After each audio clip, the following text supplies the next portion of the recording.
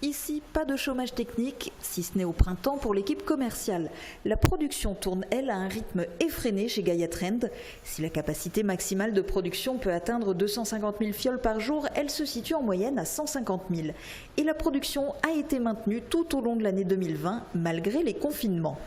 Malgré le taux d'absentéisme qu'il y a pu y avoir du fait effectivement du confinement avec les effets de garde d'enfants, notamment, ou les personnes avec des pathologies spécifiques, ce qui peut représenter une faible proportion, mais qui existe tout de même.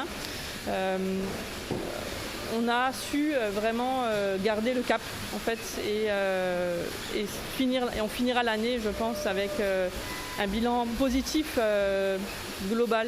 Comme toutes les entreprises, Gaia Trend a rencontré des difficultés cette année, mais elle ne connaît pas la crise. L'année devrait logiquement bien se terminer. Pas forcément en progression, ni en baisse, mais je peux dire qu'on aura limité les dégâts. Comme l'an dernier, le chiffre d'affaires annuel devrait se situer fin décembre entre 25 et 30 millions d'euros. Gaia Trend investit en continu.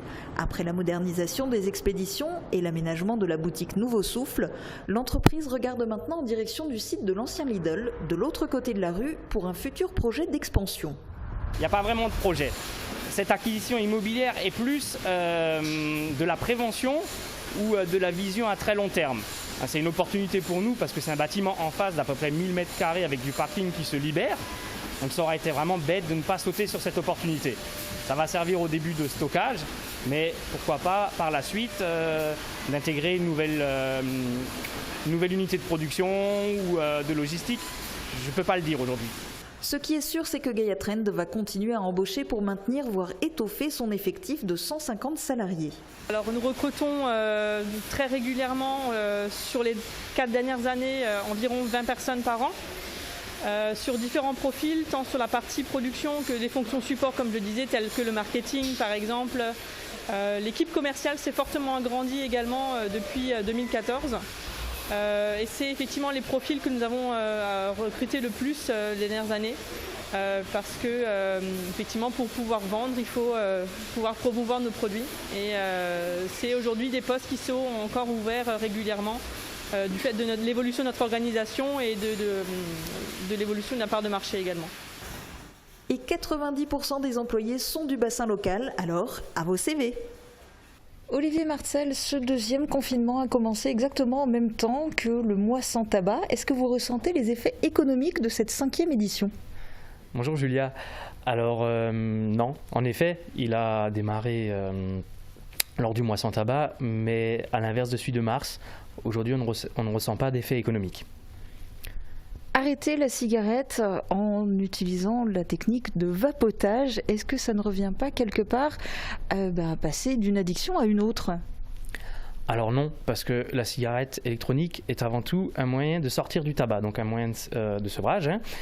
Et grâce à la nicotine qui est diffusée par la cigarette électronique, on peut effectuer son sevrage tabagique et après son sevrage nicotinique, pour démarrer avec un taux fort, au même titre que des batchs, et baisser jusqu'à sans nicotine. Donc l'idée, c'est d'arrêter complètement la vape aussi ou pas ? Au terme, oui. Ou alors de garder le plaisir des arômes, mais de vapoter sans nicotine. Alors là, vous vous êtes lancé un nouveau défi au niveau de Gaia Trend, c'est d'accompagner des entreprises mosellanes dans le sevrage tabagique de leurs salariés. Concrètement, en quoi ça consiste et quels sont les premiers résultats ? Alors oui, en effet, on s'est lancé. Il faut savoir que cette année, c'est la 5e édition en France. Et depuis cette 5e édition, chaque année chez Gaia Trend, c'est un temps fort au mois de novembre. Donc on accompagne tous les salariés qui étaient fumeurs à sortir du tabac. Aujourd'hui, on a atteint cet objectif en sortant tous nos salariés du tabac. Et on a décidé cette année de promouvoir cette action au local. On estime que c'est un devoir du dirigeant d'entreprise de protéger la santé et la sécurité de ses collaborateurs.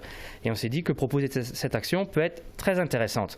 Donc on s'est adressé à quelques entreprises au local, dont MMA, Verissima, Charpente Schumacher et d'autres. Et si c'est un succès, on pense le rééditer l'année prochaine, mais de manière plus large. Et on viendra voir prochainement ce que ça donne concrètement, l'exemple avec une entreprise. Merci beaucoup en tout cas d'avoir témoigné. Merci.